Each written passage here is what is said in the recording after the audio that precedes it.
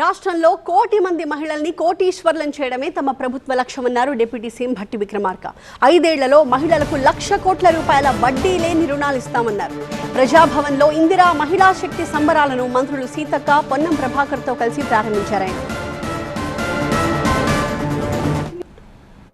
10వ తారీఖు నుంచి 16వ తారీఖు వరకు రాష్ట్ర వ్యాప్తంగా ఉన్నటువంటి అన్ని శాసనసభ నియోజకవర్గాల్లో, ఇది ఒకటో రెండింటికో పరిమితం చేయదలుచుకోలేదు, రాష్ట్ర వ్యాప్తంగా ఉన్నటువంటి అన్ని శాసనసభ నియోజకవర్గాల్లో 10 నుంచి 16వ తారీఖు వరకు అంటే దాదాపు వారం రోజులు సమయం ఇస్తూ, వారం రోజుల్లో అన్ని శాసనసభ నియోజకవర్గాల్లో నియోజకవర్గ స్థాయిలో సమావేశాలు పెట్టి ప్రజల సమక్షంలోనే మీ అందరి సమక్షంలో మీ అందరు పిలిచి రాష్ట్ర ప్రభుత్వం ద్వారా వడ్డీ లేని రుణాలకు సంబంధించినటువంటి డబ్బుని, ఆ వడ్డీకి సంబంధించిన నగదుని చెక్కుల రూపేణా మీకు పంపిణీ చేసే కార్యక్రమాన్ని రాష్ట్ర ప్రభుత్వం చేపట్టిందని చెప్పడానికి సంతోషిస్తా ఉన్నాం.